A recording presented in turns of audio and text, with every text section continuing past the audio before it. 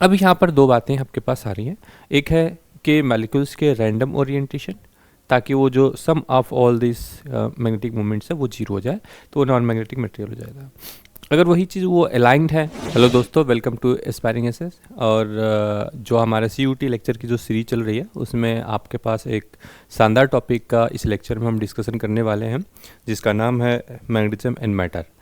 और this is the important for your CUT examination, और बहुत ही बेसिक फंडामेंटल के साथ थोड़ा एडवांस भी रखा गया है, ताकि क्वेश्चन जब पेपर टफ आए या क्वेश्चंस में ज़्यादा न्यूमेरिकल्स भी आए तो आपको फार्मूले की वहाँ पर शॉर्टेज नहीं लगना चाहिए। तो ओवरऑल आपका जो गिवन सिलेबस है उसके अकॉर्डिंगली उसको थोड़ा सा लेवल अप रख करके ही सारे कंप्लीट लेक्चर्स को रिकॉर्ड किए गए हैं।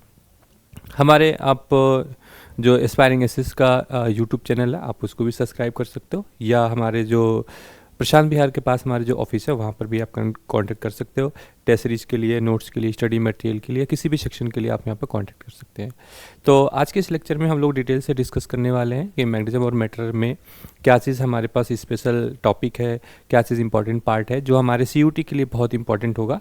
तो थोड़ा सा लेवल अप रखा जाएगा ताकि कंटेंट भी अच्छा हो, नोट्स भी अच्छा हो और पेपर भी आसान लगे आपको। इसके पॉइंट ऑफ व्यू से हम इस सेशन को स्टार्ट करते हैं। तो आइए सेक्शन में। तो सबसे पहली बात हम लोग देखते हैं यहाँ पर कि मैग्नेटिज्म क्या है। What is the magnetism? By the basic definition is this: what is the magnetism? The property of virtue of object by virtue of which it can attract a piece of a iron और steel, it is called magnetism. तो basic definition magnetism की यही है कि कोई भी steel का piece है या कुछ भी उसके अकॉर्डिंगली है उसको अट्रैक्ट करे। लाइक एक पीस यहाँ पर आपके पास है, अगर इसमें मैग्नेटिक प्रॉपर्टीज़ है तो आप दूसरे स्टील या आयरन के पास जाओगे तो उसको अट्रैक्ट करेगा या रिपेल करे, मतलब वो इफेक्ट करेगा उसके अकॉर्डिंगली। तो this is the property is known as the क्या होगा, मैग्नेटिज्म। तो इसको आप मैग्नेटिज्म बोलते हैं। ये किस चीज़ों पर डिपेंड करता है, क्या उसके फंडामेंटल्स हैं, क्या उसके बेसिक्स हैं, उससे रिलेटेड हम लोग इस पर डिस्कस करने वाले हैं। पहला पॉइंट आपके पास है मॉलिक्यूलर थ्योरी ऑफ मैग्नेटिज्म। ठीक है, सबसे पहला पार्ट यहाँ पर कि every molecule of a substance is a complete magnet in itself. ठीक है, in an unmagnetized substance the molecular arrangement are randomly oriented to give zero net magnetic moment on magnetization. Magnetizing the molecular magnets are, ठीक है, realigned in a specific directions leading to a net magnetic moment. अब यहाँ पर दो बातें आपके पास आ रही हैं। एक है कि मॉलिक्यूल्स के रैंडम ओरिएंटेशन, ताकि वो जो sum of all this magnetic moments है वो जीरो हो जाए, तो वो नॉन मैग्नेटिक मटेरियल हो जाएगा। अगर वही चीज़ वो अलाइंड है तो उनके जो टोटल सम हो जाएंगे, जो टोटल मैग्नेटिक फील्ड बन जाएंगे वहाँ पर, वो उस मटेरियल को मैग्नेटाइज कर देता है। ये दोनों मॉलिक्यूलर लेवल पर डिस्कस किया जाएगा। ठीक है, यहाँ पर भी आप चीज़ें देख सकते हैं, यहाँ पे नॉर्थ एंड साउथ है। ठीक है, नॉर्थ एंड साउथ है, तो इस दोनों के बीच में मैग्नेटिक फील्ड अपने आप क्रिएट हो जाती है। इस साइड से नॉर्थ एंड साउथ की तरफ है, नॉर्थ एंड साउथ की तरफ है। ठीक है, इस मैग्नेटिक फील्ड के डायरेक्शंस क्या वो हम डिस्कस करेंगे अभी आप। ठीक है, नोट पॉइंट यहाँ पर आपके पास है, बाय हीटिंग हार्मेरिंग द एम, मतलब मैग्नेटिज्म ऑफ ए, ठीक है, magnetism of magnetic substances reduce. तो हीटिंग इफेक्ट्स और उस पर आप अगर कुछ कोई फोर्स लगाते हैं या कुछ भी आप पुश करते हैं उसके ऊपर, उसको बोलते हैं हार्मेरिंग। इस दोनों की इफेक्ट से वो कह रहे हैं कि मैग्नेटिक सब्सटेंस की आपको प्रॉपर्टी रिड्यूस कर जाती है। दूसरा पॉइंट है यहाँ पर मैग्नेटिक फील्ड लाइंस। यही चीज़ सबसे इंपॉर्टेंट पॉइंट आपके पास है। Magnetic field lines are in an imaginary curve, मतलब ये दिखाई तो नहीं देते हैं बट आप इसको फील कर सकते हो, ये चीज़ें कर्व के फॉर्म में। और वो कर्व कैसा है, वो उस तरीके से वहाँ पे दिख रहे हैं कि एक कर्व है मैग्नेटिक फील्ड के साथ में। ठीक है, the tangent to which at any point give us the direction of magnetic field B at that point. तो यहाँ से आपके पास मैग्नेटिक फील्ड बी की प्रेजेंस आ गई और इसके डायरेक्शन को रिप्रेजेंट करेगा। The path along which the campus needles are aligned in a known as the field lines। तो आपने नॉर्मली देखा होगा कैंपस का, जब आपके पास कोई वॉच होती है वहाँ पर, तो इस पे इस तरीके का एक सब्सटेंस आपको दिखाई देता है, इस तरीके का, इस पॉइंट से। और ये पॉइंट नॉर्थ एंड साउथ के हिसाब से, जैसा आपके पास अर्थ का मैग्नेटिक फील्ड है उसके अकॉर्डिंगली वो रोटेट होता है उसके साथ ही। तो जितनी आपके पास कार या बाइक कुछ भी आप रोटेट करते हो तो नॉर्थ एंड साउथ पोल उसके अकॉर्डिंगली ये अलाइन होते रहते हैं, ठीक है। So that property of magnetic field lines, क्या होती है property of magnetic field lines की? They seek the path of least resistance between the opposite magnetic pole. अब पोल क्या है? दो पोल्स हैं, एक नॉर्थ पोल है और दूसरा साउथ पोल, इस दोनों के साथ अपोजिट ये मोमेंट ले लेते हैं। In a single bar magnet as shown to the right they attempt to form a close loop from pole to pole. Pole to pole मतलब north to and south pole की अगर हम बात करते हैं तो इसमें वो अटेम्प्ट लेते हैं अपना एक फील्ड बनाने के लिए, ये जो कर्व सरफेस है इसके अकॉर्डिंगली, ठीक है। दे नेबर क्रॉस वन अदर, ये इसकी प्रॉपर्टी है। कई बार ऑब्जेक्टिव क्वेश्चन में इस तरीके का पूछ सकते हैं कि कौन सा ऑप्शन यहाँ पे करेक्ट है, तो आप उसमें ये पॉइंट्स आपको इंपॉर्टेंट करके रखना है कि यहाँ पर they never cross one other, ये कभी एक दूसरे की लाइन को कट नहीं करते। थर्ड पॉइंट है they all have same strength, मतलब सबकी जो मैग्नेटिक फील्ड स्ट्रेंथ है वो सेम होगी। फोर्थ पॉइंट है their density decreases the spread out when they move, ठीक है, they move from one area of higher permeability to an area of lower permeability. अब दो चीज़ें यहाँ पर आ गई हैं आपके पास कि परमिएबिलिटी जब आप बात करते हो इसकी, तो एक a this one B. Permeability in the types of word which is explain that कि जो मैग्नेटिक फील्ड लाइंस है वो कितनी परमिटेड है उस मीडियम में जाने के लिए, उसके अकॉर्डिंगली। तो ये कह रहे हैं कि जिसमें ज़्यादा परमिशंस होगी, ठीक है, when the from area of higher permeability to an area of lower permeability, ठीक है, दे मूव, ये कह रहे हैं कि ये जिसमें परमिएबिलिटी हायर होगी वहाँ पर वो ज़्यादा एरिया में जाएंगे, जहाँ पे परमिएबिलिटी लो होगी वहाँ पर लो मीडियम की तरफ ये जाएंगे। इस बात को लेकर के वो यहाँ पर एक्सप्लेन कर रहे हैं, ठीक है, इसी चीज़ को लेकर हम लोग इस पर एक्सप्लेन करते हैं। So that the density decreases with increasing the distance from the pole, जैसे जैसे आप इसके बाद डिस्टेंस जितना ही आप करते हो इंक्रीज करोगे और उसके बीच की जो डेंसिटी है वो क्या करेगी? डिक्रीज करती जाएगी। They are considered to have direction as if the flowing through no actual movement occurs, okay. They flow from the south pole to north pole, ये वाली बात आपको याद रखना है कि यहाँ पर जो डायरेक्शन आपके पास गिवन है यहाँ पर साउथ पोल से नॉर्थ पोल की तरफ फ्लो करेंगे within a material and north pole to the south pole in air. तो north pole to south pole, ठीक है, नॉर्थ से साउथ पोल वहाँ पर, और मटेरियल के अंदर आपके पास जो गिवन है वो south pole to north pole. Material के अंदर वो पोल की बात करते हो यहाँ पर, तो साउथ पोल से नॉर्थ पोल की जाओगे, एयर में अगर आप बात करते हो नॉर्थ टू साउथ पोल जाओगे। ये डायरेक्शन आप याद रखना, ये इंपॉर्टेंट प्रॉपर्टीज़ है और ये कई बार ऑब्जेक्टिव क्वेश्चन में देखने को मिल सकता है कि कौन सा ऑप्शन यहाँ पे करेक्ट है और कौन सा इनकरेक्ट है, ओके। नाउ यहाँ पर आपके पास देखते हैं बार मैग्नेट, छोटा सा वर्ड है, what is a bar magnet, इससे रिलेटेड आपको मिलेगा। The bar magnet it is the most commonly used form of an artificial, ये वर्ड याद रहे आपको, आर्टिफिशियल मैग्नेट। दो मैग्नेट होते हैं, एक होते हैं आपके पास नेचुरल और दूसरा होता है आर्टिफिशियल। तो आर्टिफिशियल में बार मैग्नेट है और जिसको मैनमेड हो सकता है और उसको हम लोग यूज़ करते हैं अपने रियल लाइफ के एप्लीकेशन सेक्शन में, वहाँ पर इस चीज़ को डिस्कस करते हैं। पहला पॉइंट डिस्कशन में है effective length, the shortest distance between the two pole, ठीक है, इज कॉल्ड इफेक्टिव लेंथ। इसको LE से रिप्रेजेंट कर रहे हैं, टू पोल्स के बीच का शॉर्टेस्ट डिस्टेंस, मीन्स ये भी एक डिस्टेंस है और ये भी एक डिस्टेंस है, तो जो ये वाली डिस्टेंस होगी ये वाली, ये इसकी क्या होगी यहाँ पर इफेक्टिव लेंथ होगी, उसको LE से रिप्रेजेंट कर रहे हैं। And is less than it's geometrical length LG, तो ज्योमेट्रिकल लेंथ से ये वैल्यूज कम होगी, ठीक है। तो यहाँ पर आपके पास जो LE है इफेक्टिव लेंथ दिस वन से, वो क्या है 2L इन्होंने एज्यूम कर रखा है और यहाँ से यहाँ तक आपका ज्योमेट्रिक लेंथ ले रखा है वो क्या है, ठीक है। तो पॉइंट्स जो एक्चुअल में ये कह रहे हैं यहाँ से यहाँ तक की पूरी जो डिस्टेंस होगी ये वाली इस नॉर्थ एंड साउथ पोल के बीच की जो डिस्टेंस होगी ये अलग होगी, ये आपके पास है LE और ये वाली आपके पास है LG। तो वो कह रहे हैं कि LG is greater than LE, तो बिल्कुल ठीक बात है क्योंकि ये जो इफेक्टिव लेंथ आपके साउथ एंड नॉर्थ पोल के बीच का डिस्टेंस है, और ये पूरी लेंथ जितनी होगी वो इसका ज्योमेट्रिकल लेंथ है। तो उसमें शेप के ऊपर डिपेंड करता है। अगर वो शेप इस तरीके का है तो जो इफेक्टिव लेंथ है वो 5/6 इंटू LG, मतलब नियर बाय 1 से थोड़ा सा कम, ज्योमेट्रिकल से थोड़ा सा ही कम होता है लेंथ ये वाली, क्योंकि 5.6 है तो ये पॉइंट समथिंग जाएगा, 0.9 के आसपास जाएगा। तो उसके अकॉर्डिंगली आप देखोगे कि ये वाली जो लेंथ है 1, अगर ये पूरे लेंथ 1 है उससे थोड़ा सा कम है बस, ठीक है। और इसी अगर इफेक्टिव लेंथ आप इस शेप की बात करते हो तो इस शेप में कह रहे हैं कि इफेक्टिव लेंथ 2r की इक्विवेलेंट है, इसकी जो रेडियस है ये वाली 2r इसके इक्विवेलेंट है, और इसका जो ज्योमेट्रिकल लेंथ है वो LG equal to pi into r है।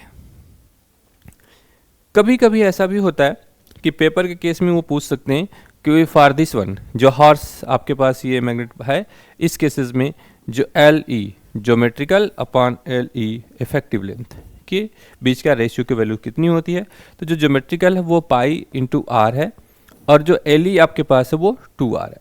तो ये इससे कैंसिल आउट होके पाई/2 आ जाता है। ये चीज़ कई बार पेपर में देखने को मिल सकता है कि भाई what is the ratio of this one. आपके पास इजी क्वेश्चन, बस सबसे इजी क्वेश्चन होता है जैसे रेशियो के फॉर्म में। अब उसमें आपको ये रिवीजन का इंपॉर्टेंस यहाँ पे इसलिए बढ़ जाता है कि आप इसको LE/LG देख रहे हो या LG/LR देख रहे हो, है तो ये पाई/2 या 2/पाई। इन जनरल CUT जैसे एग्जाम में, इजी एग्जाम में कुछ ज़्यादा इसमें नहीं ओपन करते, कुछ ज़्यादा नहीं लगाते, वो क्या करते सिर्फ रेशियो को फ्लिप कर देंगे, नीचे से ऊपर, ऊपर से नीचे। अगर ये फ्लिपिंग है तो आपको वहाँ पे केयर करना पड़ेगा कि किसकी वैल्यूज़ कितनी है, ठीक है। तो इस फॉर्म में आप इसको देख सकते हो। अब आती है बात पोल स्ट्रेंथ की, जिसको QM से रिप्रेजेंट किया जा रहा है। The strength of a magnetic pole to attract magnetic material towards itself is known as the pole strength. बहुत बेसिक डिफिनीशन है, डिफिनीशन बहुत ज़्यादा पेपर पे नहीं आती है, बट आपको याद होना चाहिए। कई बार वो थ्योरेटिकल क्वेश्चन भी डाल रहे हैं ऑब्जेक्टिव में, CUT के पेपर में, तो थ्योरी वाले क्वेश्चन के कौन से ऑप्शन करेक्ट हैं, या कई बार ऐसा हो सकता है कि वो पूछ सकते हैं कि 4 ऑप्शन दे रखे हैं, उन चारों में से कितने ठीक हैं। तो उस वाले क्वेश्चन के हिसाब से आपको ये बेसिक डिफिनीशन भी दे रहा हूँ साथ साथ, ताकि आप उसको ठीक से ये समझ सकें कि कौन कौन से करेक्ट है, कौन से इनकरेक्ट है। इजी क्वेश्चन होता है but by the definition dependent होता है, सो दैट आपको यहाँ पर केयर करनी पड़ेगी। अब आती है बात प्रॉपर्टी ऑफ पोल स्ट्रेंथ। इसकी प्रॉपर्टी की बात करते हैं, पोल स्ट्रेंथ की कितनी है। तो यहाँ पर pole strength of N means north and S means south pole, ठीक है, north and south pole of a magnet plus QM and minus का QM रिस्पेक्टिवली, ओके। अब SI यूनिट की बात करते हैं। अब पोल क्लियर हो गया कि पोल आपके ऊपर नॉर्थ एंड साउथ के लिए, नॉर्थ के लिए पॉजिटिव और S के लिए नेगेटिव QM, ठीक है, ये दोनों एक दूसरे से रिलेटेड है। अब बात आती है SI unit of ampere. SI unit क्या होगी इसकी, ampere into M, R magnetic मतलब M, ठीक है, ये मैग्नेटाइजेशन को रिप्रेजेंट करता है। सो दैट यहाँ पर ये इन्होंने N/टेस्ला लिखा हुआ, न्यूटन पर टेस्ला। यहाँ से ये चीज़ इंपॉर्टेंट हो जाती है पेपर में कई बार, क्योंकि ये यूनिट थोड़ी यूनिक है, थोड़ा सा अलग से देखने के लिए, इसलिए पेपर में कई बार आ सकता है। अब डायमेंशन की बात आती है यहाँ पर, डायमेंशंस की। तो यहाँ पर इन्होंने लेंथ को दे रखा है और यहाँ पर दे रखा है एम्पियर को, ठीक है, लेंथ इंटू एम्पियर, इस तरीके से इस चीज़ को डिफाइन कर रहे हैं। क्योंकि जब डायपोल्स की अगर आप बात करते हो, अभी तो सिर्फ पोल है, डायपोल की आप बात करते हो तो उसके अकॉर्डिंगली ये वैल्यू चेंज होगी। बट ये बहुत ही रेयर यूज वाली यूनिट और डायमेंशंस हैं, तो पेपर में इसके आने के चांसेस थोड़े से ज़्यादा हो जाते हैं, क्योंकि सिंपल क्वेश्चन हमेशा उस टॉपिक से पूछे जाते हैं जिसको बहुत कम प्रिफरेंसली लोग रिवाइज करते हैं या उसको समझने की कोशिश करते हैं, या एग्जाम में कम आते हैं, ठीक है। नाउ थर्ड पॉइंट के बाद पॉइंट 4 है, pole strength of the magnet depend on the nature of material of magnet and area of cross section। तो 2 पॉइंट्स यहाँ पर आ गया, नेचर और एरिया ऑफ क्रॉस सेक्शन। ये 2 वर्ड पर इस पे पोल स्ट्रेंथ इस दोनों बात पर डिपेंड करेगी, ये चीज़ आपको ध्यान रखना है। Now it does not depend on upon the length, ये लेंथ पर डिपेंड नहीं करती है, लेंथ पर डिपेंड नहीं करेगी, ये डिपेंड करेगी नेचर पर, और एरिया ऑफ क्रॉस सेक्शन उस पर डिपेंड करेगी। डायमेंशन LA है, SI यूनिट न्यूटन पर टेस्ला है, ठीक है, इसके अकॉर्डिंगली आपको चलना है। और पोल स्ट्रेंथ एक नॉर्थ के लिए प्लस QM और S के लिए माइनस QM रिस्पेक्टिवली, ये प्रॉपर्टीज है पोल स्ट्रेंथ की, इसके अकॉर्डिंगली आपको चलना है लेके। जितना ही बहुत ही कंक्लूड करके मटेरियल दिया जा रहा है आपको, बहुत ही शॉर्ट CUT के फॉर्मेट पे दिया जा रहा है, और ये पेपर इजी भी आए उसके लिए भी ठीक है, पेपर टफ आए उसके लिए भी ठीक है, दोनों ही पेपर आप ठीक से करें, इसके लिए पूरा कंटेंट को डिलीवर किया गया है और मॉडिफाइड फॉर्म में आपको ये क्वेश्चंस दे रहे हैं जो इंपॉर्टेंट पार्ट आपके पास गिवन है।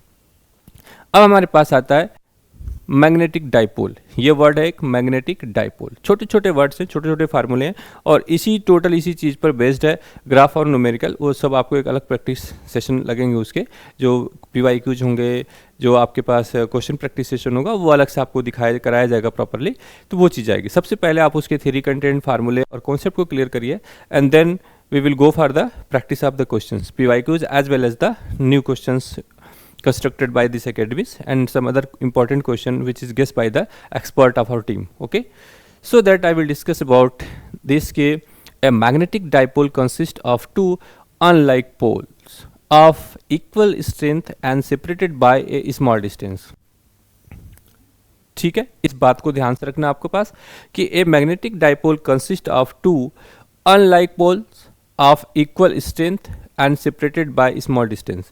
ये आपके पास मैग्नेटिक डाइपोल उसी तरीके से है जैसे आप पहले इलेक्ट्रिक डाइपोल की आप बात करते थे, वहाँ पे 2 चार्जेस होता था आपके पास, एक +Q और दूसरा -Q। ठीक है, ये 2 चार्जेस होते थे, और यहाँ पर डाइपोल की जो डायरेक्शन होती थी आपके pass away from positive P से अवे की तरफ होती थी। अगर यहाँ पर जो लेंथ है आपके पास वो अगर L है तो आप कहते थे dipole moment P = Q × L। ठीक है, इन जनरल इसको 2L लेते हैं लोग, तो Q × L। ठीक है, और इसी डाइपोल्स की वजह से ये चार्ज दे रखा है, चार्ज को I × T और × L कह सकते हो। इसीलिए यहाँ पर I का डायमेंशन क्या होगा, A होगा, पर यूनिट टाइम T को वैल्यू 1 कर दो और L की लेंथ ये जाएगा, तो डायमेंशन ऑफ AL के साथ देख सकते हो डाइपोल मोमेंट के। अब यही चीज़ आपने जब मैग्नेटिक डाइपोल देखने की बात करी तो आपने यहाँ पे कहा कि हमारे पास QM होंगे मैग्नेटिक चार्ज प्लस का एंड माइनस का मैग्नेटिक चार्ज। ठीक है, इन दोनों के लिए आपने अलग अलग नॉर्थ एंड साउथ पोल के लिए जूम किया है, उसी को ये डिफाइन कर रहे हैं कि इन दोनों के बीच का अगर सेपरेटेड डिस्टेंस है तो any one charge. Dipole moment की डेफिनेशन क्या होती है, any one charge, magnitude of any one charge and distance between them, this is nothing but dipole moment. ठीक है, इलेक्ट्रिक की थी तो इलेक्ट्रिक डाइपोल और मैग्नेटिक की है तो magnetic dipole moment. Clear? So that next point is magnetic dipole moment. ठीक है, मैग्नेटिक डाइपोल मोमेंट इसको m से रिप्रेजेंट कर रहे हैं और वेक्टर के फॉर्म में लिखा हुआ है m के ऊपर, this one. It represents the strength of magnet. अब मैग्नेटिक डाइपोल मोमेंट क्या कर रहा है, इसको डिफाइन करते हैं कि कितनी स्ट्रेंथ है मैग्नेटिक फील्ड में। Mathematically it is defined as the product of the strength of either pole and effective length. Pole and effective length, 2 word आया यहाँ पर, ये क्या है, पोल है एंड इफेक्टिव लेंथ, 2 वर्ड आया। सो दैट m = ये फार्मूला बहुत बार पेपर में आया हुआ CUT के लिए, इंपॉर्टेंट है ये चीज। m = Q × 2L। अब ये 2L क्या है, डिस्टेंस बिटवीन देम, आपके पास डिस्टेंस गिवन है, तो एनी वन पोल मतलब कोई सा भी लो, तो जैसा आपने इलेक्ट्रिक के लिए डिफाइन करा था any one charge and distance between them, same आप यहाँ पे डिफाइन कर रहे हो मैग्नेटिक डाइपोल मोमेंट के लिए कि एनी वन पोल, चार्ज के जगह पे क्या कर रहे हो, पोल, और पोल के चार्ज को किससे डिफाइन करा आपने, मैग्नेटिक चार्ज के साथ, QM - QM। ठीक है, +Q - Q। तो एनी वन कोई एक आप चार्ज लोगे यहाँ पर and multiply by length between them 2L, so that आपके पास ये जो वैल्यूज आ जाएगी, -QM + QM और उसके बीच का लेंथ 2L है। तो मैग्नेटिक डाइपोल मोमेंट की डायरेक्शन देख लीजिए, कहाँ से, नेगेटिव टू पॉजिटिव और साउथ टू नॉर्थ।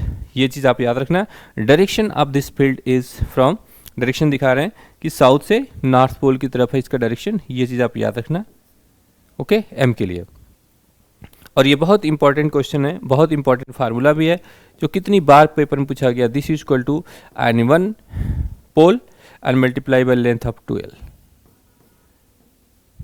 ठीक है, लेंथ ऑफ 2L, तो इस तरीके के आप इसको यूज कर सकते हो। सिमिलरली यहां पर आपके पास आता है properties of dipole moment. Properties क्या है भाई, पहली बात है कि SI यूनिट यहां पर ले रखा है इन्होंने, न्यूटन मीटर पर टेस्ला। ठीक है, और एम्पियर मीटर स्क्वायर, और डायमेंशंस की अकॉर्डिंगली क्या है, L² × A। ठीक है, डाइपोल मोमेंट के लिए L² × A। ठीक है, एंड यहाँ पर लिखा है इन्होंने कि current loop as a magnetic dipole, the magnetic dipole moment m of the current loop is directly proportional to the n, ठीक है, n नंबर ऑफ टर्न्स। पहली बात यहाँ पे याद रखना आपको, नंबर ऑफ टर्न्स। दूसरी बात, m is proportional to current through the coil. Third चीज आपको याद रखना, area of the coils and magnetic moment m equal to k, ठीक है, k n i a और इनटू दिस वन।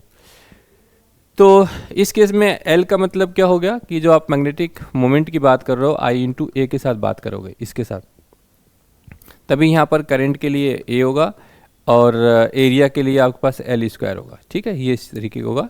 तो इसी तरीके से आप इस चीज़ को यूज़ कर सकते हो कि क्या है भाई यहाँ पर I इंटू ए के साथ dipole moment, okay. And so that यहाँ पर जो कोई के वैल्यूज़ आपके पास गिवन है, m इक्वल टू के एन आई ए, और इसके पास डायरेक्शन है, ये डायरेक्शन नॉर्मल कंपोनेंट के साथ है, क्लॉकवाइज और एंटी क्लॉकवाइज की वजह से प्लस और माइनस में कन्वर्ट हो जाएगा। Where the value of proportionality constant is k equal to 1, k equal to 1, so the magnetic moment p equal to N I into A, ठीक है, m equal to N I into A, where n is the number of turns, ये लिखा हुआ ना, number of turns ये रखा हुआ है।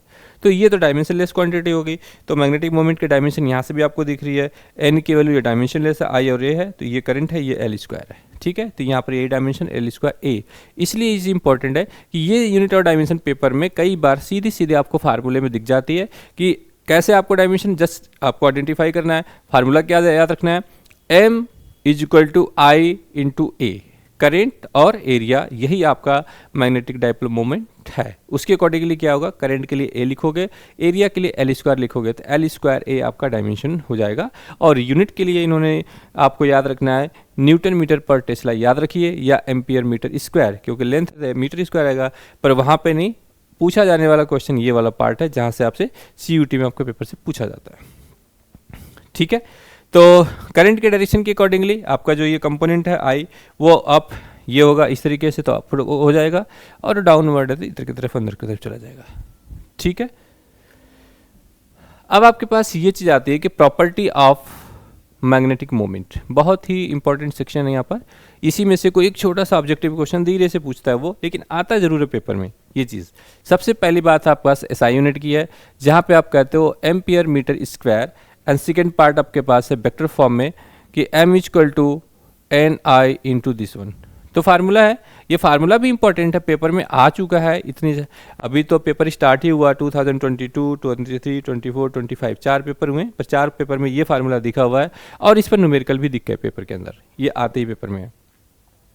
थर्ड इंपॉर्टेंट पॉइंट ये है कि where n cap is unit vector perpendicular to the plane of the loop, ठीक है, in a direction given by right hand screw rule.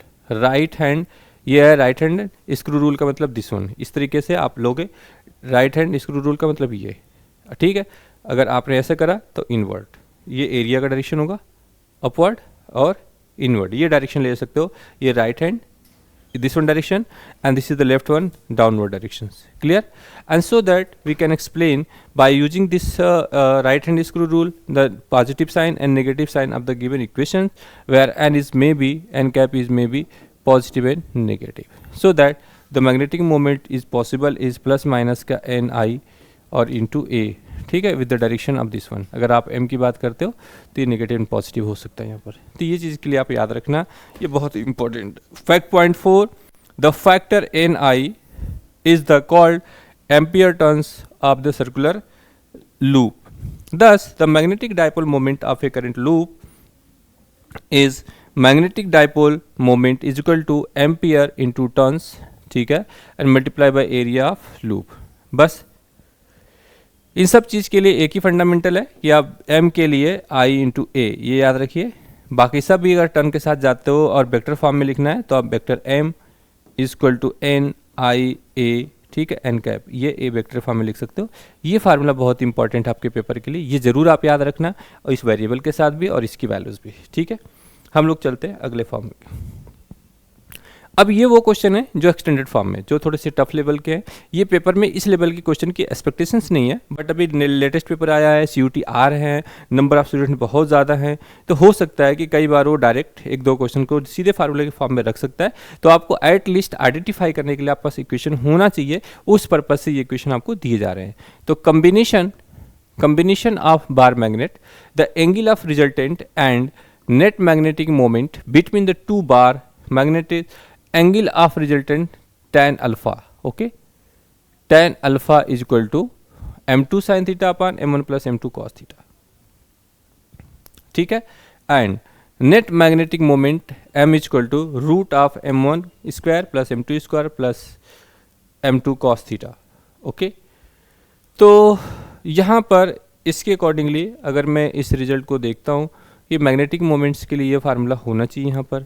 ठीक है, तो अगर आप फार्मूले के फॉर्म में देखो तो यहाँ पर m1 m2 cos थीटा यहाँ पर हो सकता है कि कुछ थोड़ा सा मिसप्रिंट हो जाएगा, 2 m1 m2 cos थीटा, ये रिजल्ट यहाँ पर होना चाहिए।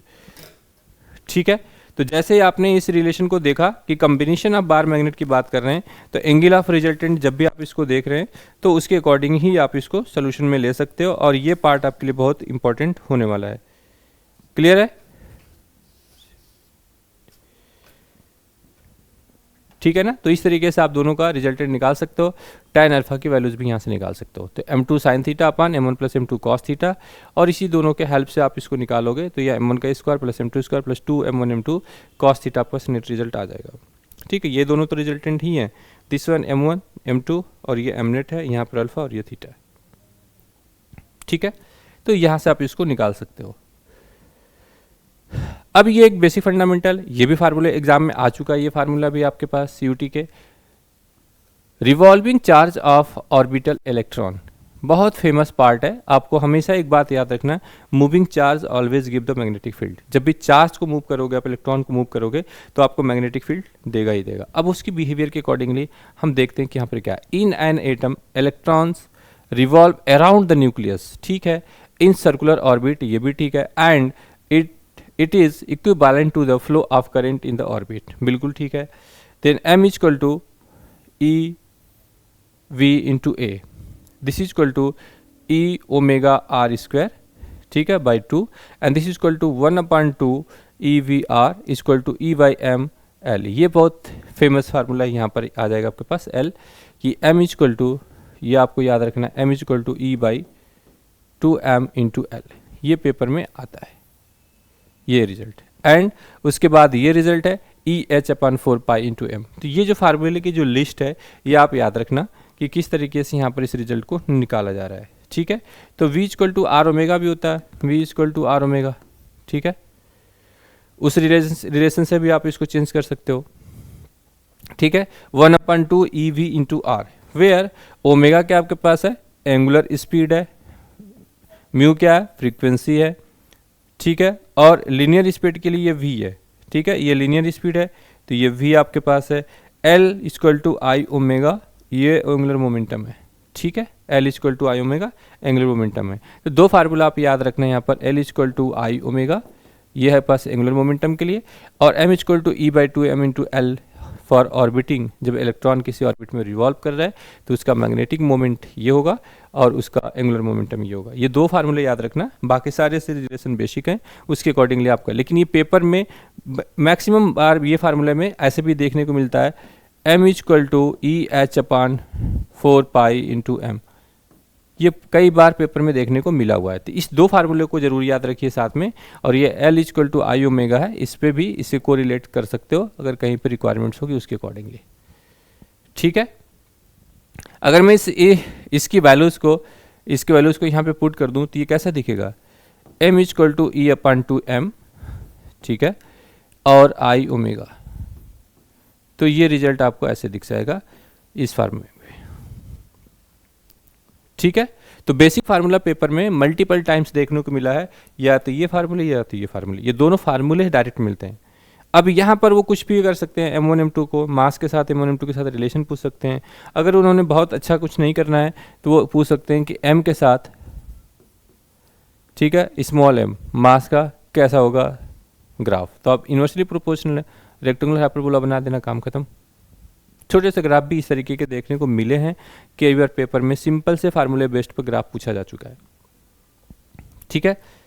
एंड सो दैट आपके पास एक और छोटी सी बात यहाँ पे आई है प्रॉपर्टी 8 में, चार्ज रोटेटिंग बॉडीज, ठीक है, charge rotating body, the magnetic moments given by m equal to q l by two m, ये आपके पास मैग्नेटिक मोमेंट के लिए, and q equal to I omega two m. तो ये वाला फार्मूला भी कई बार पेपर में देखने को मिल सकता है और ये इंपॉर्टेंट भी है, q by two m I into omega, ये फार्मूला आपको यहाँ पे याद रखना है। अब इसी फार्मूले के बेस पर अब देखिए जो मोमेंट ऑफ इनर्शिया का रिलेशन है वहाँ पर आई से, उसको किस तरीके से रिप्लेस किया जाएगा, ठीक है। अगर आपके पास पहले ही जो मोमेंट ऑफ इनर्शिया है of rotating body about the axis of rotation, ये है थोड़े से एडवांस वाले क्वेश्चन, ये है आपके एडवांस लेवल के, और ये एडवांस लेवल का क्वेश्चन भी आपके लिए उतना ही इंपॉर्टेंट है। यहाँ पर moment of inertia I equal to M R square by two है, और इसकी वैल्यू आई की वैल्यू जब इस m के फॉर्म में वहाँ इक्वेशन पर रखेंगे तो आपको मिलेगा 1/4 क्यू ओमेगा आर स्क्वायर। तो ये रिजल्ट इस डायग्राम के लिए है, ये आपको याद रखना है कि डिस्क के लिए जो डाइपोल मोमेंट की वैल्यूज है, ये तीनों ही रिजल्ट बहुत इंपॉर्टेंट है पेपर के लिए, 1/4 q omega r square and m equal to 1/2 q omega r square and m equal to 1/24 q omega l square, ठीक है। तो यहाँ पर जहाँ देखिए मोमेंट ऑफ इनर्शिया है I equal to M L square by 12, I equal to M R square, ये इनकी वैल्यूज उसी फार्मूले में आपको पुट करना है, और एक relation this one 1/2 this one, disk के लिए रॉड के लिए 1/24 क्यू ओमेगा एल स्क्वायर का रिजल्ट है। ये तीनों ही रिजल्ट आप याद रखना, बहुत इंपॉर्टेंट है आपके लिए ये रिजल्ट तीनों ही, कि डिस्क के लिए, रिंग के लिए और रॉड के लिए। तो रॉड वाला ज़्यादा इंपॉर्टेंट है और डिस्क के लिए रिस्क, ये दोनों ही हैं, डिस्क भी आपके पास है और रिंग भी है। इस दोनों में से कोई भी रिलेशन को डायरेक्ट पूछा जा सकता है आपके पेपर में, तो फार्मूले डायग्राम देके पूछा जा सकता है, या सीधे आपको फार्मूला गिवन होगा, आपको डायग्राम से आइडेंटिफाई कर सकता है कि ये डाइपोल मोमेंट किसके लिए है, मैग्नेटिक डाइपोल मोमेंट किसके लिए है। तो मोमेंट ऑफ इनर्शिया की हेल्प से आप फाइंड आउट कर सकते हो, अदरवाइज डायरेक्ट इक्वेशन को आइडेंटिफाई कर सकते हो, तो आइडेंटिफाई कर सकते हो वहाँ से। अब आपके पास आती है magnetic field strength at a point, ठीक है, magnetic field strength at a point due to bar magnet. ये भी एक इंपॉर्टेंट सेक्शन हमारे पास है कि यहाँ पर किस तरीके से आप इसको देख सकते हैं कि magnetic field strength at a point due to a bar magnet. सबसे पहले यहाँ पर देखने को आपको मिल रहा है the force between the two magnetic, ठीक है, force between two magnetic poles of strength m1 and m2, ठीक है, lying at a distance r is given by. तो F इक्वल टू जब आप कहते थे वहाँ पे चार्ज के लिए, तो F equal to K Q1 Q2 upon are square, ये आप कहते थे पहले इलेक्ट्रोस्टैट्स में जब आप चार्ज कहते थे। जब आपके पास मैग्नेटिक चार्ज मोमेंट आ गया है तो आप इसके लिए F equal to K M1 M2 upon are square ये कहते हो। अगर आप इसको वेक्टर फॉर्म में लिखना चाहते हो तो आप कैसे लिख सकते हो, vector F equal to K M1 M2 upon are का क्यूब इंटू वेक्टर आर।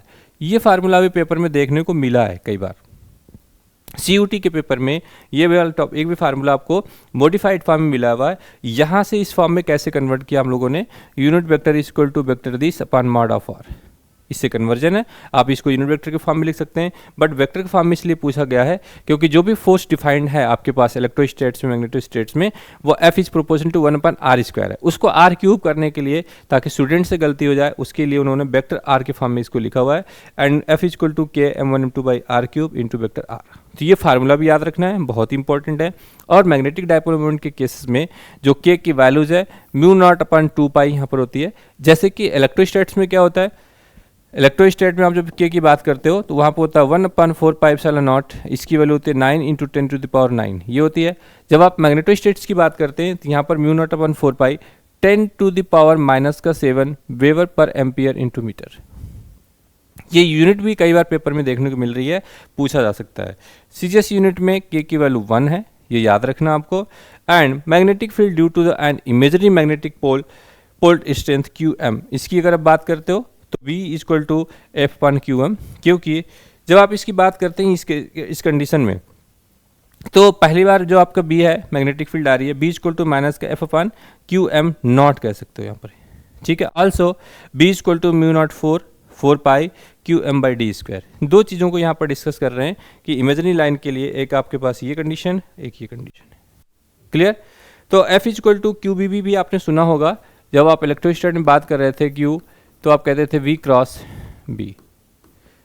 इसी के डायमेंशन से जब आप बी की वैल्यू निकालोगे तो F upon Q into B नीचे की तरफ आ जाएगी यहाँ पर, उसी के डायमेंशन से इसको एक्सप्लेन किया गया है।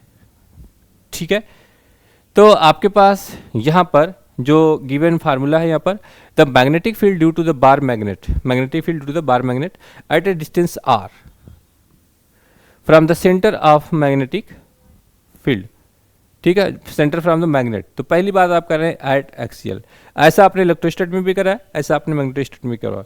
तो इस केस में जब आप मैग्नेट की बात करते हो, नॉर्थ एंड साउथ की बात, वहाँ पे आप करते हो चार्ज के लिए प्लस और माइनस की बात करते हो। तो इस पॉइंट से जब यहाँ पे साउथ एंड नॉर्थ पोल की बात करते हो, यहाँ से पॉइंट कोई एक पॉइंट है डिस्टेंस ए पर, ये एक्सियल है, इसकी लेंथ आपने 2L एज्यूम कर रखा है, और इसकी डायरेक्शन क्या है, साउथ से नॉर्थ पोल। ये याद रखना कि मैग्नेटिक डाइपोल मोमेंट की जो डायरेक्शंस है वो साउथ टू नॉर्थ पोल होगी। ठीक है, और इस केस में ये एक्सियल है, मीन्स इसी लाइन के साथ की ये बात कर रहे हैं, किसी भी पॉइंट्स पर आप इसको निकाल सकते हो। तो उस केस में उसका डेरिवेशन का सेक्शन यहाँ पर इंपॉर्टेंट नहीं है, बट आपके लिए ये रिजल्ट जैसे इलेक्ट्रोस्टैट में सेम ऐसे ही मैग्नेटोस्टैट्स के साथ भी आया हुआ है। B A equal to mu not upon 4 pi 2 M R upon are square minus L square के पावर स्क्वायर। एक डेरिवेशन है छोटा सा सेक्शन का, उसके हिसाब से हम इसको करते हैं। If L is much less than R then B A equal to mu naught 4 pi vector B A equal to mu not upon 4 pi 2 M upon are का क्यूब। तो मैग्नेटिक डाइपोल मोमेंट के form में ये चीज आप याद रखना है, किसके लिए बेटा, ये एक्सियल के लिए। एक्सियल मीन्स दोनों एक ही फील्ड में, नॉर्थ एंड साउथ पोल का जो डायरेक्शन है उसी फील्ड में, उसी के डायरेक्शन में ही हम लोग इसकी बात कर रहे हैं कि बी की फील्ड की डायरेक्शन भी उसी में होगी। तो वहाँ पर mu not upon 4 pi 2 M upon R cube है, ये आपको याद रखना है। ओके, एंड सेम जब आप इसी को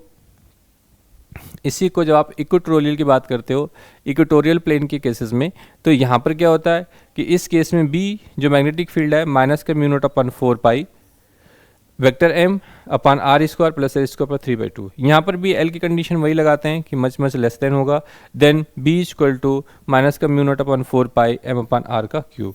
तो इसमें जब आप बात इस दोनों में देखिए, अगर आपने एक एक्सियल की बात करी है, ठीक है, और दूसरी बात करी है आपने इक्वेटोरियल की, इस दोनों में सिर्फ इतना डिफरेंस है कि यहाँ पर अगर इसकी वैल्यू रखी जाए तो इसको 2 के साथ मल्टीप्लाई करना पड़ेगा। अगर मैं इसमें 2 से मल्टीप्लाई कर दूंगा यहाँ पर, तो एक्सियल का इसके साथ कोरिलेशन ये बनेगा।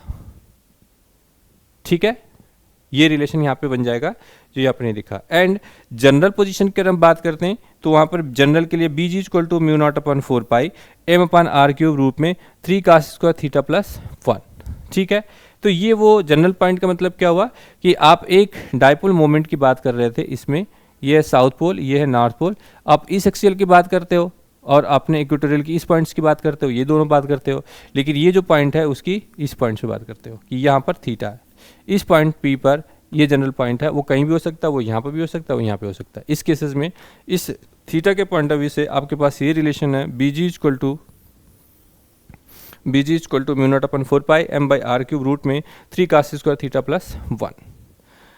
आप इसको चेक भी कर सकते हैं, अगर यहाँ पर आपने चेक करना है तो एक्सियल के लिए थीटा की वैल्यू क्या होती है 0, cos 0 की वैल्यू 1, 3 + 1 4 और रूट में 4 की वैल्यू 2 आके यहाँ से मल्टीप्लाई होगा, तो vector B equal to mu not upon 4 pi, ठीक है, M vector M upon are का क्यूब, और यहाँ पर क्या आ जाएगा 2 आ गया।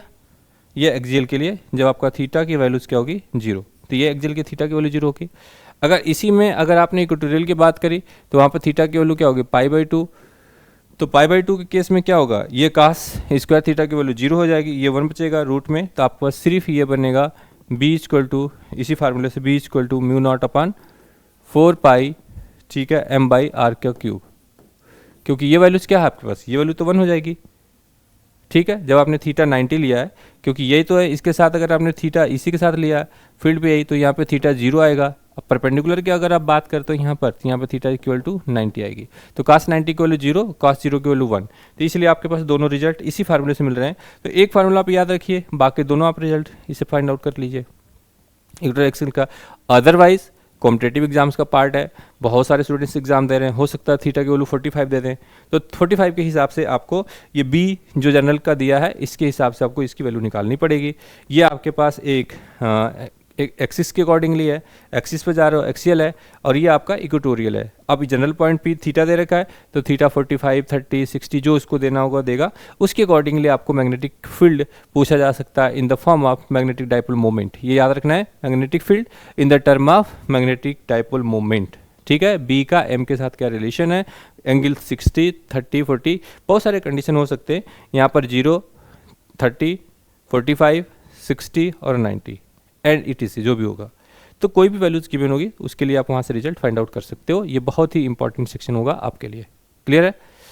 सो दैट इस पार्ट्स में जैसे जैसे आप छोटे छोटे फार्मूले देख रहे हैं, छोटे छोटे आपने देखा वैल्यूज कंडीशन की, एज इट इज़ ही पेपर में भी एज ही क्वेश्चन आपके पास आते हैं।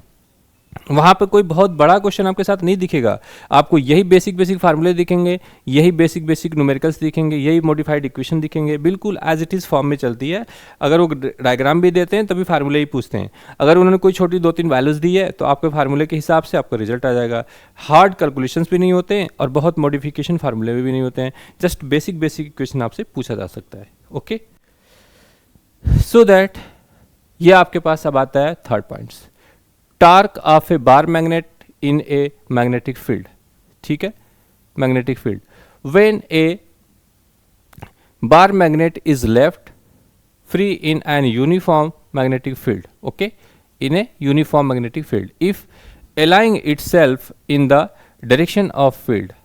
इन्होंने यही कहा कि अगर आपने उसको फ्री छोड़ दो, अलाइंग होता है इटसेल्फ मैग्नेटिक फील्ड के डायरेक्शंस के साथ, तो वहाँ पे जो टार्क है आपके पास, torque acting on the magnetic dipole is tau, tau से रिप्रेजेंट कर देते हैं, और यहाँ पर tau is equal to m cross b, ये रिजल्ट आपके पास आ जाएगा। ये बहुत ही ज़्यादा इंपॉर्टेंट फार्मूला है, सबसे ज़्यादा इस टॉपिक का, मतलब इस वाले सिलेबस के पार्ट से सबसे ज़्यादा पूछे जाने वाला फार्मूला ये है, m cross of b and magnitude of this equation is equal to mb। Vector form में भी लिख सकते हो, ये साइन थीटा और यहाँ पे n डायरेक्शन लगा दो उसमें। अब इसका मैग्नीट्यूड के फॉर्म में लिखना है तो आप लिख सकते हो mb साइन थीटा। सबसे ज़्यादा पूछे जाने वाला फार्मूला ये इंपॉर्टेंट है, और पूछा भी कैसे जाता है, tau is equal to m dot b, m cross b और mb एंड समथिंग। ठीक है, इस तरीके से। पर आपको मेनली इसमें कन्फ्यूजन जो होगा वो डॉट एंड क्रॉस प्रोडक्ट में। याद रखना, मैग्नेटिक फील्ड में मैक्सिमम क्रॉस प्रोडक्ट ही यूज़ किया जाता है एवरीवेयर, क्योंकि सभी जो बिहेवियर है इलेक्ट्रिक और मैग्नेटिक फील्ड का परपेंडिकुलर टू ईच अदर होते हैं, ट्रांसवर्स नेचर होता है, so that cross product will be the used everywhere. तो tau is equal to m cross b याद रखना है, डॉट वाले पे मत क्लिक करना, इसी पे क्लिक करना, ये आपका आंसर ठीक आ जाएगा। The direction of tau perpendicular to the plane containing m and b and given by the right hand screw rule. कोई प्रॉब्लम नहीं है, राइट हैंड स्क्रू रूल के अकॉर्डिंग ही देखेंगे हम सब कुछ। टार्क है तो टार्क का मतलब क्या है, वो इस तरीके से सिस्टम दे रखा है, साउथ एंड नॉर्थ पोल है, तो इनका रोटेशन इस एक्सिस के अबाउट, इनका रोटेशन कैसा आएगा, यही ना टार्क, इस तरीके से रोटेट करेंगे। ठीक है, रोटेशन, और in the presence of magnetic dipole moment and magnetic field. ठीक है, m क्रॉस b। ऐसे आपने इलेक्ट्रोस्टैट भी करा हुआ है, ये इलेक्ट्रोस्टैट का जो चैप्टर हमारा रिकॉर्डिंग है, लेक्चर्स है, वो उसको आप देख सकते हो वहाँ पे जाके कि ये सब इलेक्ट्रोस्टैट्स में सेम फार्मूले कैसे ड्राइव किए गए थे। वहाँ पर डेरिवेशन मिलेंगे आपको, बट यहाँ पर डायरेक्ट फार्मूला मिलेगा और इसके कॉन्सेप्ट दिए जाएंगे आपके पास। ठीक है, सो दैट अब आता है नंबर आपके पास फोर्थ पॉइंट पर, potential energy of a magnetic dipole in a magnet field. Okay, potential energy means storage of energy, कितना आपके पास पोटेंशियल है आपके पास। इन जनरल देखते हो आप कि एग्जांपल में कई बार पूछा जाता है कि पोटेंशियल एनर्जी इज़ व्हाट, मतलब जितनी एनर्जी लेकर आप बैठे हुए हैं वही तो आपकी पोटेंशियल एनर्जी है। उसके अकॉर्डिंगली आप उसको magnetic dipole moment, magnetic materials के अंदर आप जाके देखना चाहते हैं कि वहाँ पर इसको कैसे डिफाइन किया जाता है। तो यहाँ का भी ये फार्मूला सबसे ज़्यादा पूछने वाला फार्मूला है कि energy dipole is a magnetic field, the energy possessed by the dipole due to its particular position in the field. The potential energy U is equal to, ये इसके वर्क डन के equivalent होगा, and this is equal to, ये वाली quantity आपके पास given है, θ1 θ2 mb sin theta d theta is equal to minus का mb sin theta d theta.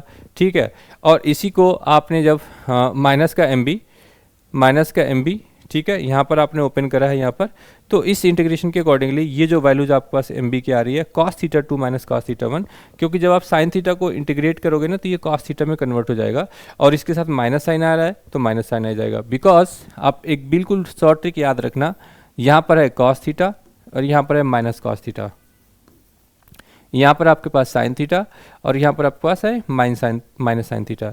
Integration में हमेशा ही इंक्रीज करेगा कोई सा भी वैल्यूज,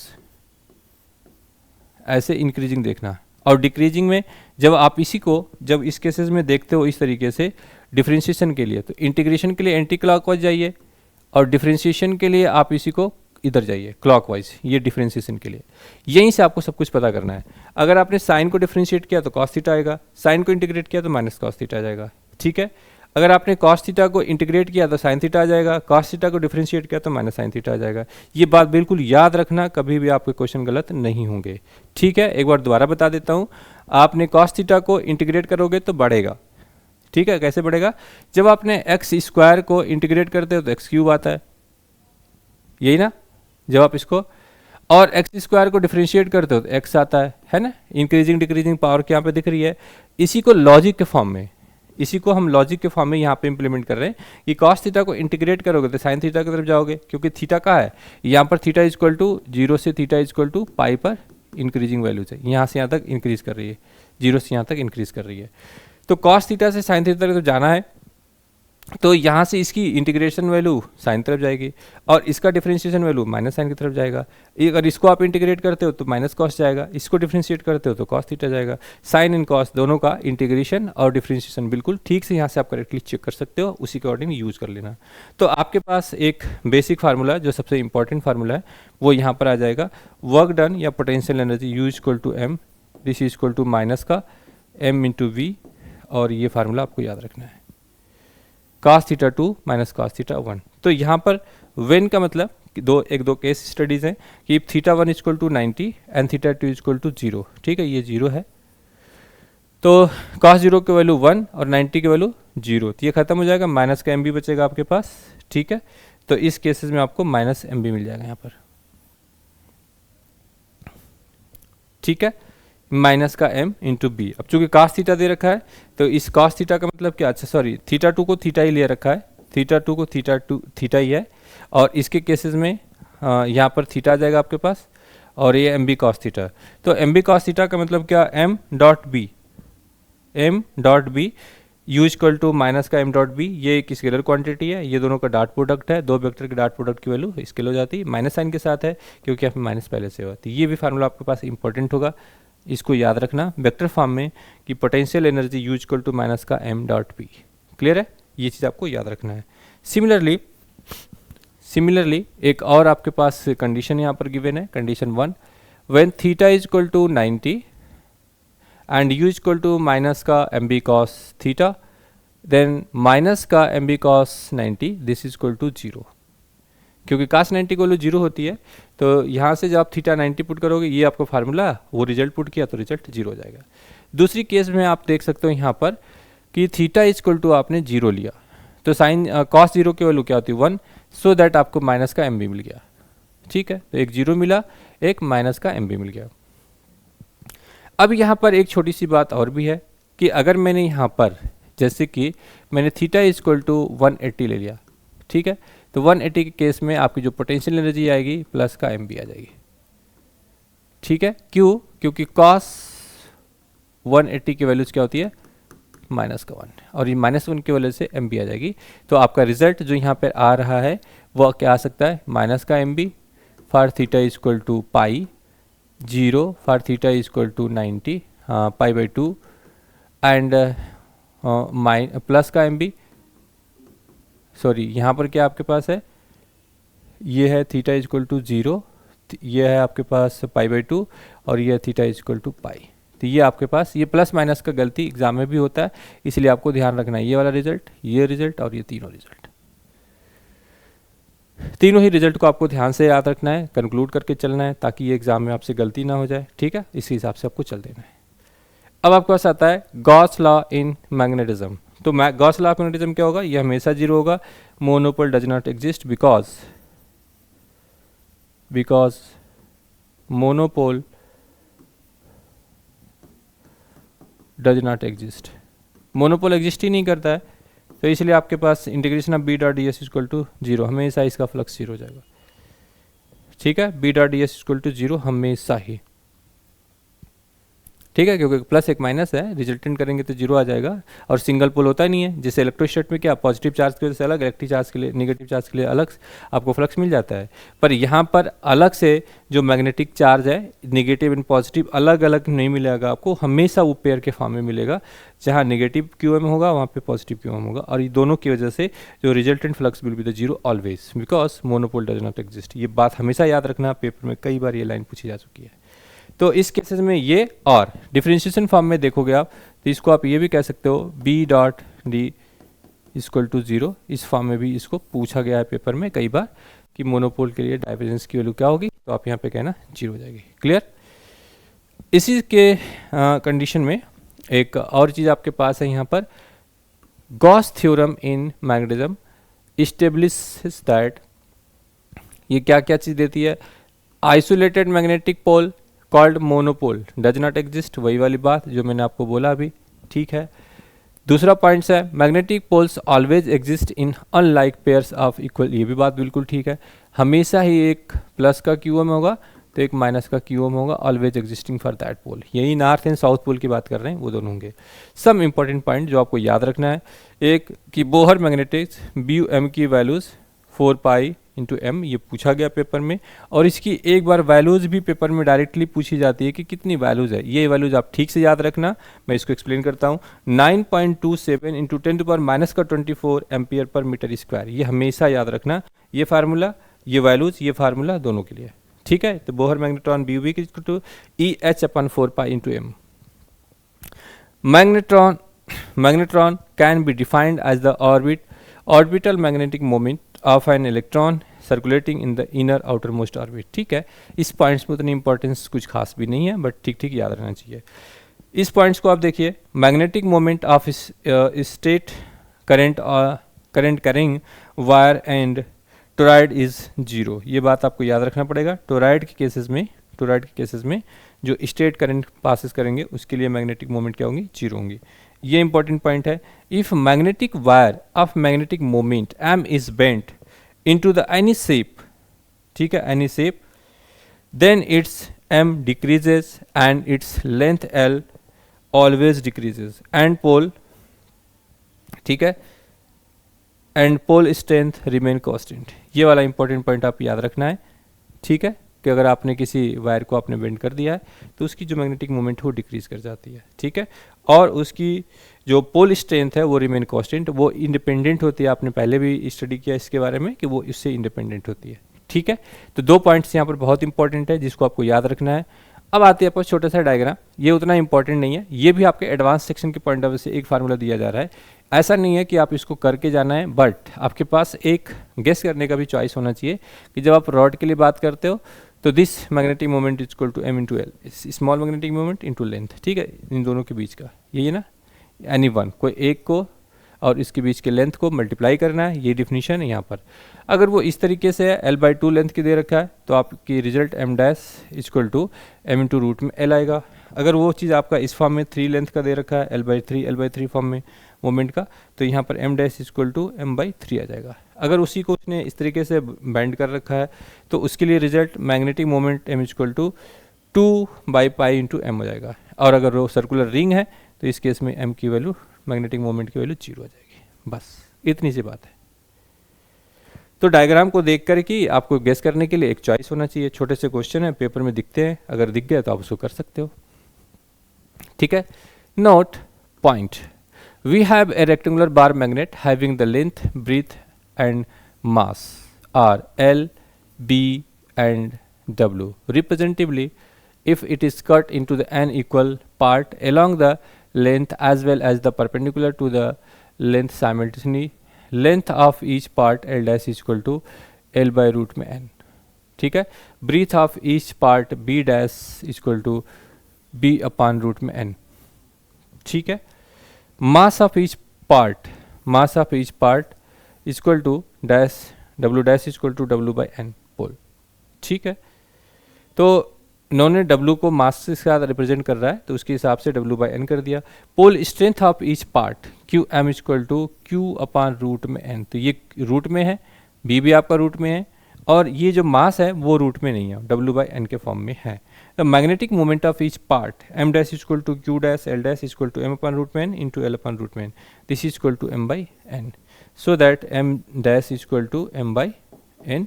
ये रिजल्ट आपको याद रखना है, ठीक है। ईच ऑफ पार्ट के लिए B है, वो स्मॉल b है, स्मॉल nth है, ये पूरा लेंथ है, इसका डैश वाले पार्ट है, ठीक है। इस तरीके का स्ट्रक्चर, इसका उतना इंपॉर्टेंस नहीं है, बस आप ये याद रखना दोनों कि n नंबर ऑफ टर्न्स के लिए या n नंबर ऑफ जो आपके पास मैग्नेटिक पोल्स पे चार्जेस हैं उसके अकॉर्डिंगली आप इसको Q dash equal to Q/m। Actual में ये मैग्नेटिक जो चार्ज है वो एग्जिस्ट करता है नहीं यूनिवर्स में कहीं भी, आपको उसको पोल के फॉर्म में देखना पड़ता है, नॉर्थ एंड साउथ पोल के फॉर्म में, और वहाँ से आप इसको आइडेंटिफाई कर सकते हैं।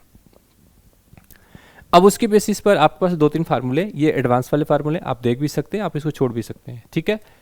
If initially moment of inertia पे बार I इक्वल टू W, ठीक है, एज्यूम किया इन्होंने, ठीक है, क्योंकि मास नहीं है इसलिए छोड़ा वहाँ पर, और साथ में इसको यहाँ पे कह रहे हैं L² प्लस B²/12 लेंथ के लिए। देन मोमेंट ऑफ इनर्शिया पे each part L dash equal to I/n², एक फार्मूला। दूसरी बात है कि bar the short bar magnet B equal to 0, अगर आपने इसको 0 करा है तो L डैश की वैल्यू क्या होगी L/n, एंड W डैश की वैल्यू W/n, M डैश की वैल्यू क्या होगी आपके पास M, और M डैश की वैल्यू क्या होगी M/n, एंड L डैश की वैल्यू I की डैश की वैल्यू I/n³ हो जाएगी।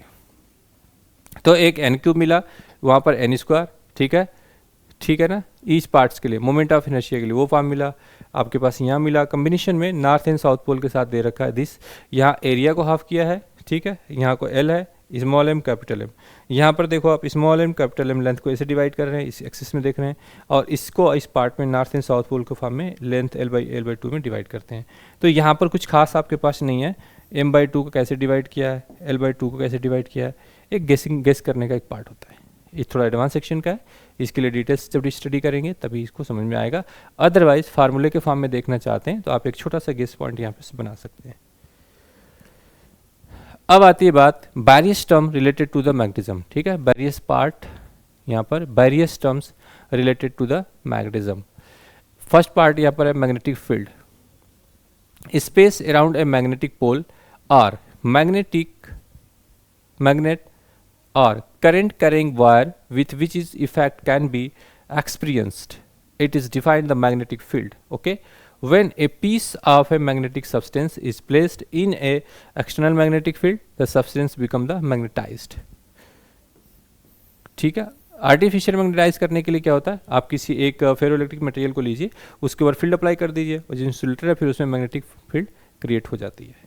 Okay, and so that magnetic flux की बात करते हो यहाँ पर, इसको डिफाइन करने के लिए the number of magnetic lines passing through normally through a surface is defined as magnetic flux, यहाँ पर magnetic flux phi, so that SI units is what is the Weber, and CGS unit is Maxwell, and 1 Weber is equal to 10 to the power 8 Maxwell।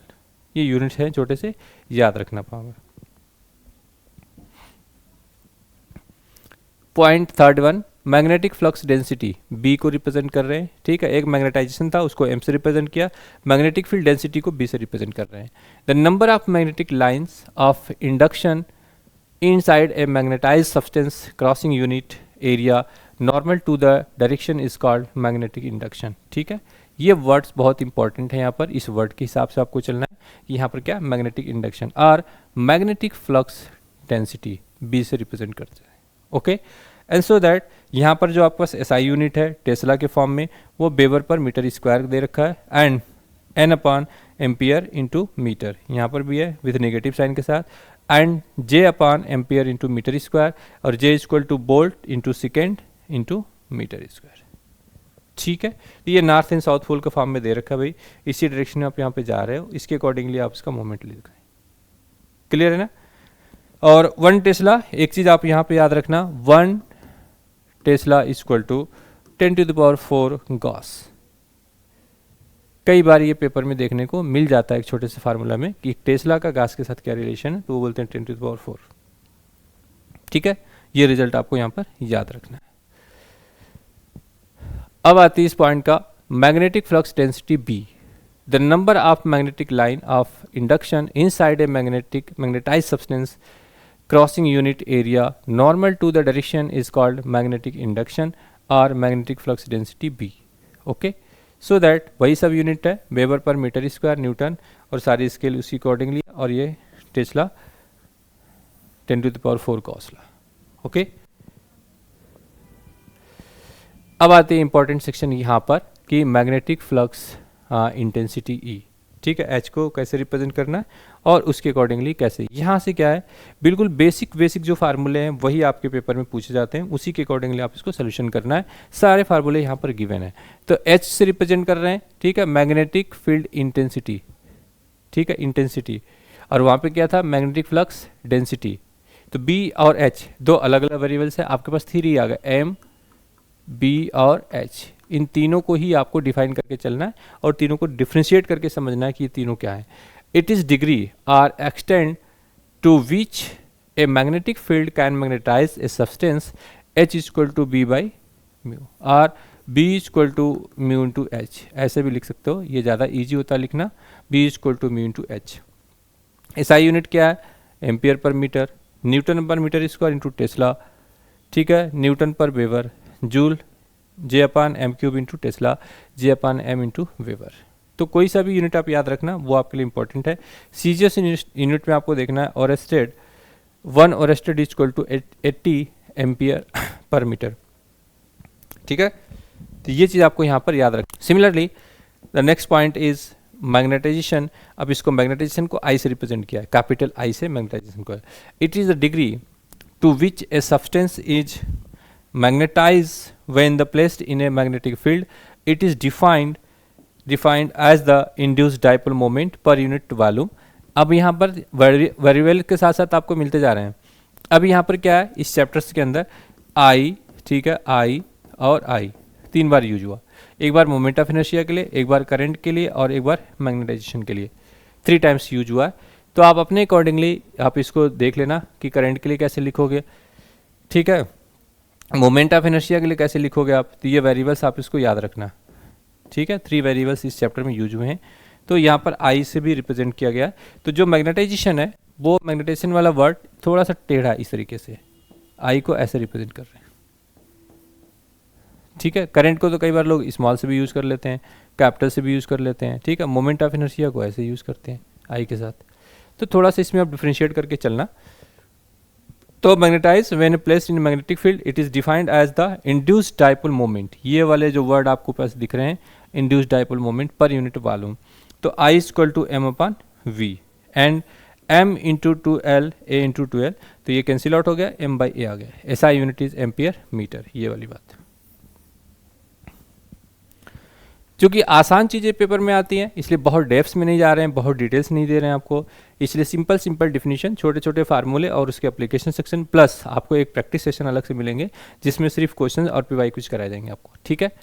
अब बात आती है यहाँ पर कि total magnetic flux density B in a material is the sum of magnetic flux density in vacuum V naught produced by the magnetization force and magnetic flux density, okay, due to magnetization of material B M equal to B naught and this one. तो पूरी आपके पास जो ये magnetic flux density निकल रही थी वो आपके पास एक इंटरनल है प्लस मैग्नेटाइजेशन की वजह से ये टोटल सब मिलकर बी आएंगे आपके पास। क्लियर है, ये चीज़ आपको याद रखना है।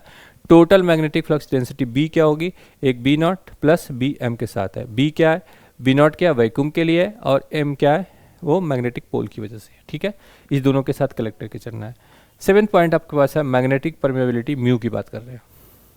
It is a degree are extend to which magnetic line can enter a substance characteristic of a medium which allows magnetic flux to passes through, it is called it permeabilities. Permeability is nothing but like किसी magnetic field को किसी medium के अंदर कितना permission मिलती है जाने के लिए, वही मैग्नेटाइजेशन है, उसकी अकॉर्डिंगली इसको एक्सप्लेन करते हो। तो आपके पास mu equal to mu not into mu R बोलते हैं उसको, ठीक है। ये रियल परमिएबिलिटी होगी, इसको डिफाइन कर सकते हो। तो इसकी वैल्यूज़ वैक्यूम के साथ देख रहे हो, ये वैल्यूज़ दे रखा है इन्होंने म्यू नॉट की वैल्यूज़, ठीक है। और रिलेटिव परमिएबिलिटी म्यू के लिए आपके पास ये रिजल्ट है और b equal to B upon B mu naught. तो ऐसे ही जैसे आप ये कह सकते हो कि mu equal to mu not into mu R, ठीक है। ऐसे ही आप mu R equal to relative permeability को म्यू अपान म्यू नॉट कह सकते हो। आप मैग्नेटिक फील्ड के फॉर्म में लिख रहे हो तो आप मैग्नेटिक फील्ड के फॉर्म में लिख लो, B equal to mu into R, यही है ना। तो ये उसी के फॉर्म में लिखा हुआ है और यहाँ से आप इसको यूज़ कर सकते हो। Mu R has no dimension, क्योंकि डायमेंशन लेस क्वांटिटी है, सेमी को क्वांटिटी को डिवाइड करते हो। तो ये चीज़ पेपर में भी कई बार पूछा गया कि what is the dimension of relative permeability, तो आप कहना इट्स हैव नो डायमेंशन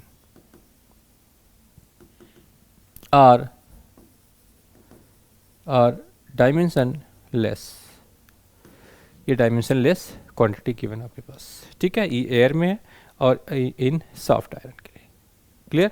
तो उसके अकॉर्डिंगली आप इस सब चीज़ को देख सकते हैं। अब आपके पास नंबर आता है 8, मैग्नेटिक ससेप्टिबिलिटी की काइम। It is the ability of substance which shows how easily a substance can be magnetized, मतलब कि कोई चीज़ कैसे इजीली मैग्नेटाइज हो सकता है। किसी मटेरियल को मैग्नेटाइज करोगे तो ये काई से रिप्रेजेंट किया जाता है और इसका रेशियो I/H, ठीक है। मैग्नेटाइजेशन अपान में आपके पास H दे रखा है, ठीक है, ठीक है, I/H। तो ये I किसका, मैग्नेटाइजेशन का, और ये मैग्नेटिक फील्ड इंटेंसिटी की, clear. So that it is a scalar quantity, chi is a scalar quantity और with no unit and dimension, ठीक है। ये डायमेंशन लेस है काई, क्योंकि M/H दोनों सेम डायमेंशन यूनिट के हैं, तो रेशियो इसका डायमेंशन लेस क्वांटिटी आ जाएगी। यहाँ पर पेपर में आने वाला सबसे इंपॉर्टेंट रिलेशन है B equal to mu not into this one, और यहाँ पर ये वाली जो क्वांटिटी है mu naught H 1 plus chi M, ये आपको याद रखना पड़ेगा। B का formula B equal to mu naught, ठीक है, mu naught H 1 plus chi M। ये रिलेशन पेपर में पूछा जाता है कि सीधे सीधे आप इसको कंफर्म करो कि करेक्ट इनकरेक्ट। यहाँ पे क्या होता है, प्लस और माइनस होगा और एक बार क्या होगा कि यहाँ से 1 गायब होगा, वो सीधे इसके साथ मल्टीप्लाई होगा। तो आप उसके हिसाब से देखना कि काई के लिए क्या रिलेशन है, और म्यू आर जो रिलेटिव परमिएबिलिटी है उसकी 1 प्लस काई इंटू एम है, ये रिलेशन। ये दोनों ही फार्मूला बहुत इंपॉर्टेंट है पेपर के पॉइंट ऑफ व्यू से, ये आपको दोनों को देखते हुए चलना है, ठीक है। तो आज के इस सेशन में यहीं तक, और हम लोग इसके नेक्स्ट पार्ट में मिलेंगे। आज के लिए इतना, थैंक यू सो मच। और आप सब लोगों का फिर से एक्सपायरिंग एसेस में बहुत स्वागत है, और आप सब लोग हमारे यूट्यूब चैनल को सब्सक्राइब कर सकते हैं। प्रशांत बिहार में हमारा सेंटर है, वहाँ पर आप इस पे डिस्कस कर सकते हैं और वहाँ पे ज्वाइन भी कर सकते हैं। और किसी तरीके के टेस्ट सीरीज चाहिए, आपको मटेरियल चाहिए, लेक्चर रिकॉर्डेड चाहिए, तो आप यहाँ पर कॉन्टेक्ट कर सकते हैं, ठीक है। तो आज के इतना ही, thank you so much and all the best.